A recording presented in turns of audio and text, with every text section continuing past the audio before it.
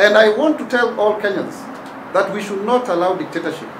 We should not allow that a select few can actually take over the reins of a political party. Thutha wa ngumuthurano hiu gatagati gake na kiama kia Jubilee, muthia seneta wa guthukio Isaac Mwaura ni atunyukithitio giturwa giake kiria kianiriirwo utheri umuthi. Kuhitukira ndumiriri gathikirwo ngatheti-ini ya thirikari na gucoka gukindirwo ni spika wa mbunge ya Senate Kenneth Lusaka cikaro-ini cia mbunge. Mwaura abatie gutiga gutwika seneta wa guthukio kwambia tariki 7 mweri uyu na kuma riu guthie na mbere giturwa giake ni gitigitwo utheri. The seat of the member of the Senate elected under Article 198(1) D of the Constitution and held by Senator Isaac Mwaura became vacant with effect from 7th May 2021. It is important to note that the publication of this came to my notice for the first time during the lunch break this afternoon. Mwaura aheirwo giturwa gike mwaka wa 2017 kuringana na gicunje kia 98(1) ya gatiba ya bururi ni kiama kia Jubilee kurugamirira andu aria mari mawathe no mathina magicoka kumucuhirira ciende hamwe na senators angi 5 thutha wa kungatheria mucemanio uria wetanitwo ni mutongoria wa bururi thingira-ini wa iregi mweri-ini wa 5 mwaka muhituku. However, henceforth the Senate is notified of the vacancy. And we move on as if nothing has happened. That's really unfortunate, Mr. Speaker.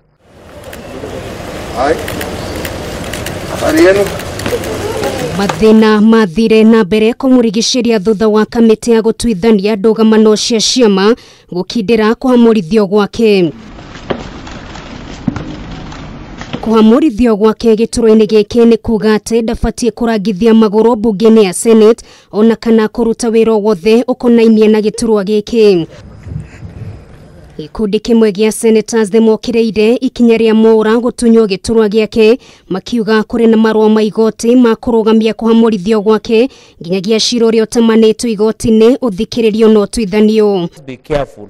I beseech you and I beg of you, Senator Isaac Mwaura is one of us. It would be better if you inform the House why you have chosen to take this decision in total disregard of a valid court order. The Speaker, I see no hurry in chasing you away a colleague because you are the Speaker of this House. It will be sad if, as a Senate, you become the first Speaker under the new Constitution to violate the Constitution by removing a colleague.